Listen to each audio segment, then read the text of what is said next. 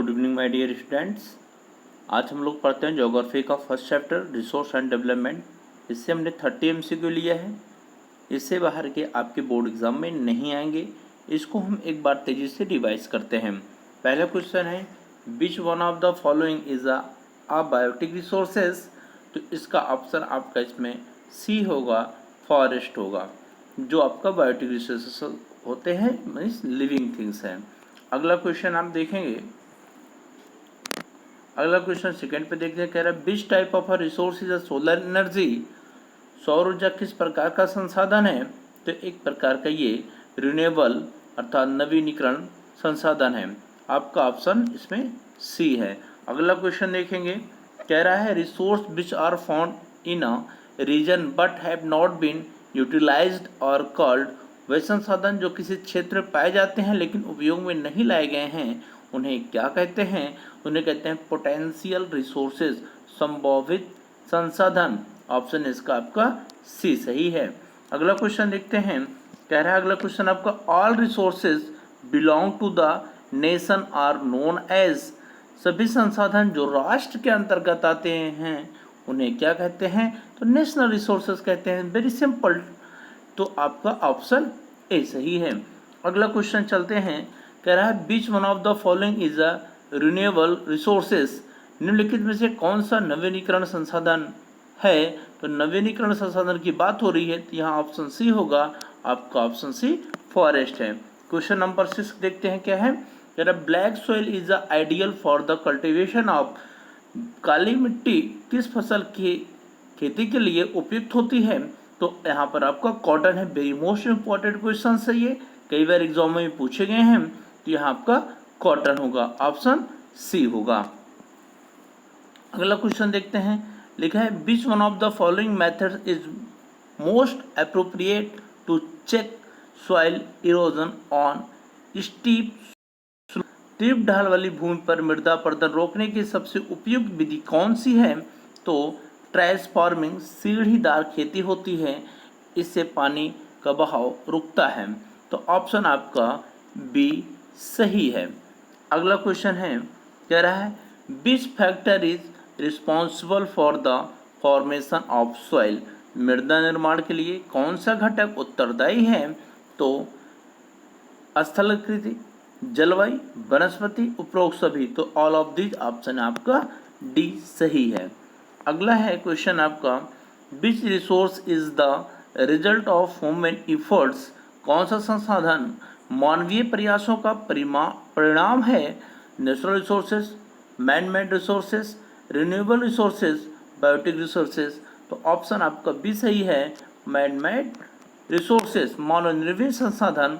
Question आपका 10 देखते हैं, विच soil is found in the eastern coastal planes. पूर्वी तटीय मैदान में कौन सी मिट्टी पाई जाती है। तो ऑप्शन सी है एलुवियल सॉइल, जलोढ़ मृदा पाई जाती है। अगला क्वेश्चन देखेंगे 11 है, which type of soil develops in area with the temperature and heavy rainfall. Heavy rainfall, जहाँ पर रेनफॉल अधिक होता है वहाँ पर लेटेराइट मिट्टी पाई जाती है, लेटेराइट सॉइल। ऑप्शन सी सही है। अगला क्वेश्चन देखेंगे, कह रहा है which one of the following is a major to conserve resource. निम्नलिखित में कौन सा संसाधन के संरक्षण का एक उपाय है। तो ऑप्शन आपका है अफॉरेस्टेशन, वनीकरण। ऑप्शन आपका सी सही है। अगला क्वेश्चन देखेंगे, कह रहा है the process of soil formation is called.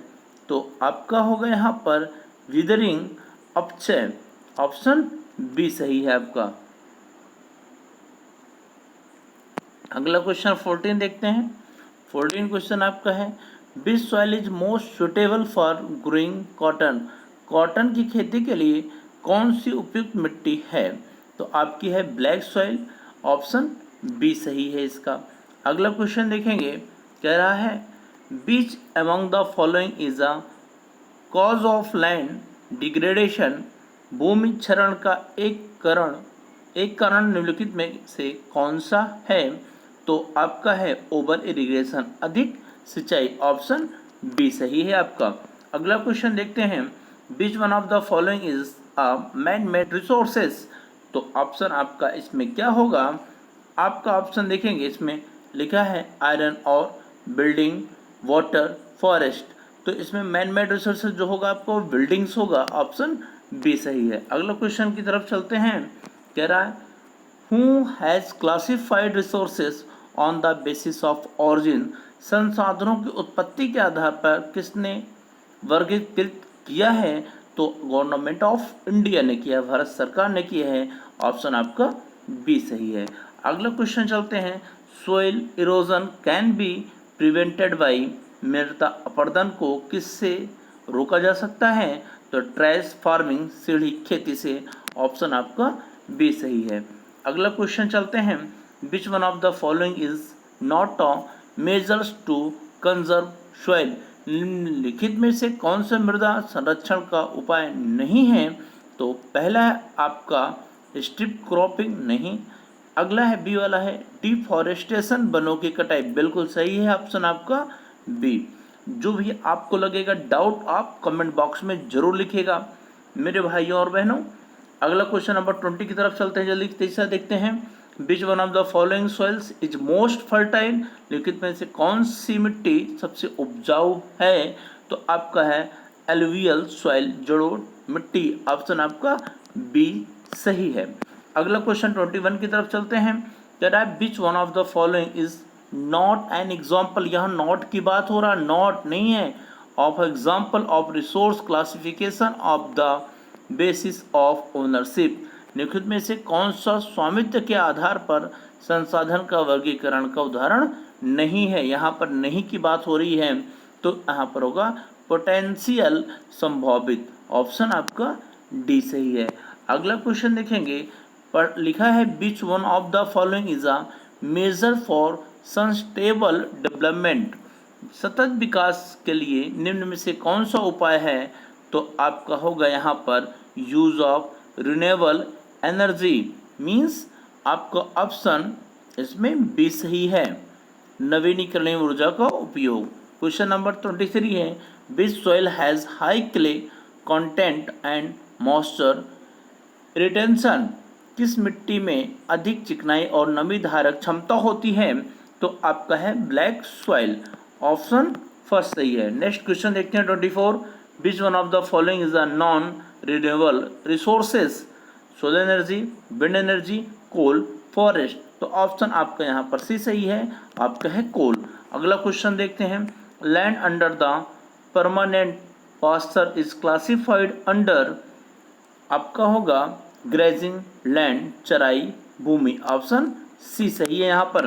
अगला क्वेश्चन देखते हैं, लिखा which human activity contributes most to soil erosion.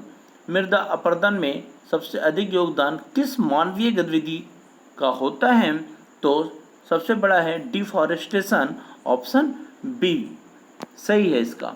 अगला क्वेश्चन 27 है, the availability of resources is affected by. संसाधनों की उपलब्धता किस पर निर्भर करती है, तो आपका लिखा है इसमें ऑल ऑफ दीज, मीन्स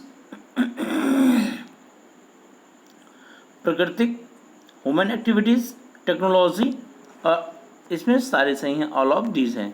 अगला क्वेश्चन नंबर 28 की तरफ चलते हैं, लिखा है the use of resources in a plan and balance manner is known as. संसाधनों का योजनाबद्ध और संतुलित उपयोग कहलाता है रिसोर्स प्लानिंग, इसी को कहते हैं रिसोर्स प्लानिंग में संसाधन योजना, आपका ऑप्शन डी सही है। अगला क्वेश्चन आपका है, which one of the following is an example of international resources. अंतर्राष्ट्रीय संसाधन का उदाहरण है इसमें से, तो आपका है इसका ऑप्शन होगा आपका सी, ओशियनिक मिनरल्स बियॉन्ड ईज, विशिष्ट आर्थिक क्षेत्र के बाहर समुद्री खनिज, जो इंटरनेशनल आपका रिसोर्सेस होते हैं। अगला है question last, what is the full form of EEZ. EEZ का फुल फॉर्म क्या है, तो आपका एक्सक्लूसिव इकोनॉमिक जोन होता है। Thank you for this video. अगर आपको अच्छा लगा है तो कमेंट बॉक्स में ज़रूर लिखें। यदि कोई संशय है, कहीं कोई डाउट है और कोई वीडियो चाहिए तो आप कमेंट बॉक्स में ज़रूर लिखिएगा। आपको मिलते हैं। Thank you so much.